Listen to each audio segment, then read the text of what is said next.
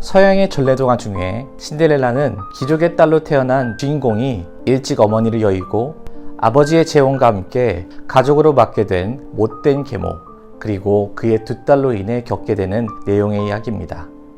신데렐라는 쥐들이나 새를 친구 삼아 지낼 만큼 고립이 되었으며 시간이 흐를수록 사람들의 관심과 기억 속에 잊혀지고 노동과 열악한 환경 속에서 고생하며 그 이름처럼 재투성이가 되어 어두운 사각지대에서 고생하는 에피소드를 다루는 유명한 이야기입니다.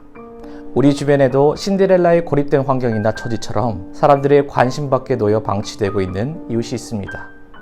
특히 이런 상황이 교회 안에서도 발견되어집니다. 요나는 고난의 시대에 활동하던 사람입니다. 하나님과 이스라엘 사이에서 중보의 역할을 하며 백성들을 위해 기도하는 사명을 감당하는 선지자입니다. 그런데 막상 하나님께서 니느웨라는 큰 도시의 생명을 맡기셨을 때 정작 자신은 분노와 미움에 사로잡혀서 하나님의 뜻을 순종하지 못하는 상황이 벌어집니다. 맨 앞에서 하나님과 가까이 있는 신실한 사람처럼 보였지만 정작 그는 영적인 사각지대에 놓인 연약하고 곤고한 사람이었던 것입니다. 하나님은 악인의 밭에도 선인의 밭에도 똑같이 비를 내려주시는 공의의 하나님이십니다. 그런데 왜 그 선하신 말씀이 있는 교회 안에서 영적인 사각지대가 생기는 것일까요? 사람이 흑암과 사망의 그늘에 앉으며 곤고와 쇠사슬에 매임은 하나님의 말씀을 거역하며 지존자의 뜻을 멸시함이라.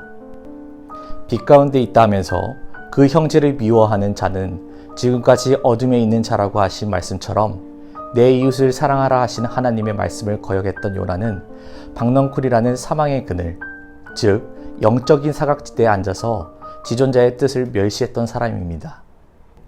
참 빛, 곧 세상에 와서 각 사람에게 비추는 빛이 있었나니 하나님의 아들이라는 큰 빛이 이 땅에 내려오셨습니다.